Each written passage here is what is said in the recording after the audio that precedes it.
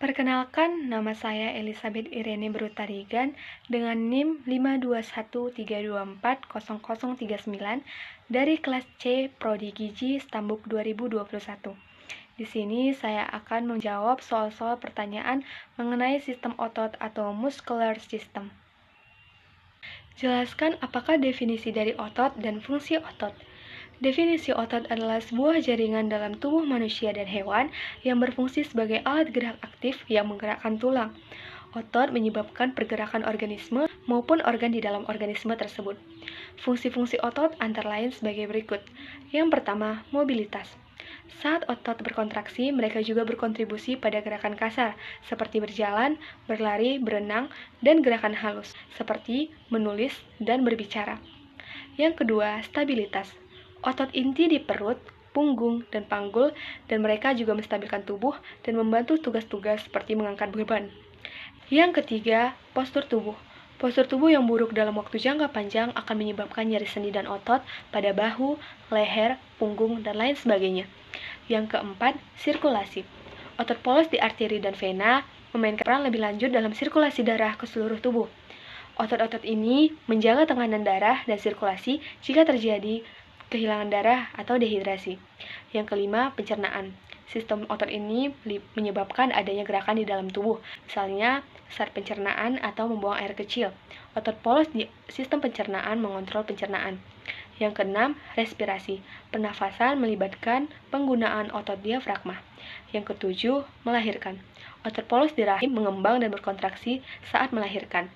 Gerakan ini membantu mendorong bayi keluar melalui vagina. Apakah yang dimaksud dengan origo dan insersio? Jelaskan. Origo atau tempat yang terkuat. Origo dianggap sebagai tempat dari mana otot timbul. Origo adalah bagian ujung otot yang melekat pada tulang dengan pergerakan tetap atau stabil pada saat kontraksi, atau tendon pada tulang yang tidak dapat digerakkan. Insersio atau yang lebih dapat bergerak. Insersio adalah tempat ke arah mana otot berjalan. Insersio adalah bagian ujung otot yang melekat pada tulang dan akan mengalami perubahan posisi saat berkontraksi, atau tendon pada tulang yang dapat digerakkan. Jelaskan jenis-jenis otot beserta contohnya. Yang pertama, otot lurik. Otot ini mudah lelah, yang disebabkan oleh penumpukan asam laktat pada sel-selnya. Pergerakan otot lurik ini berasal dari saraf motorik yang berasal dari otak dan bersifat sadar. Otot ini terdapat pada hampir keseluruhan tubuh bagian luar manusia dan hewan. Yang kedua, otot polos. Otot ini ditemukan pada organ pencernaan dan pembuluh darah, bekerja dengan pengaturan dari sistem saraf tak sadar atau saraf otonom. Otot polos ini dibentuk oleh sel-sel otot yang terbentuk dari gelendong dengan kedua ujungnya yang meruncing serta mempunyai satu inti tunggal. Yang ketiga, otot jantung. Otot yang bekerja secara khusus untuk memompa darah pada jantung ini adalah jaringan otot yang sanggup berkontraksi secara terus-menerus tanpa henti. Pergerakannya tidak dipengaruhi oleh sinyal saraf pusat. Otot jantung ini dipengaruhi oleh interaksi saraf simpatetik atau parasimpatetik yang dapat memperlambat atau mempercepat laju denyut jantung, tetapi tidak dapat mengontrolnya secara sadar. Pilih salah satu kelompok otot berikut, kemudian jelaskan. Hiatus aorticus, jalan menuju aorta antara keras kanan dan kiri bagian lumbal.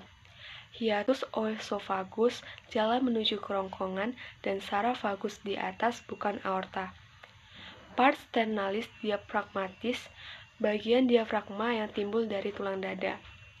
Central tendon atau prendium sternalis, area pusat diafragma yang berbentuk daun semanggi. Erectus abdominis, cartilago costa 5-7i, pubis dan simfisis A, fleksi ke depan dari batang tubuh, menurunkan dada, peninggian panggul. M. obliquus externus abdominis, menurunkan dada, rotasi batang tubuh, fleksi lateral. M. obliquus internus abdominis, menurunkan tulang rusuk, fleksi ke depan dan ke samping. Linea alba, garis tendonius putih atau rape yang dibentuk oleh aponeurosis abdomen. Itu terletak di antara otot rectus abdominis kanan dan kiri. Tendoneus intersection, 3-4 tendon intermediate dari otot rectus abdominis. Mereka menyatu dengan dinding anterior selubung rectus. Ligamentum inguinalis atau arcus inguinalis. Tepi bawah aponeurosis oblik eksternal. Ini berpindah dari tulang belakang iliaka anterior superior ke tuberculum pubis. Mungkin itu saja yang bisa saya sampaikan. Apabila ada salah kata, saya mohon maaf. Sekian dan terima kasih.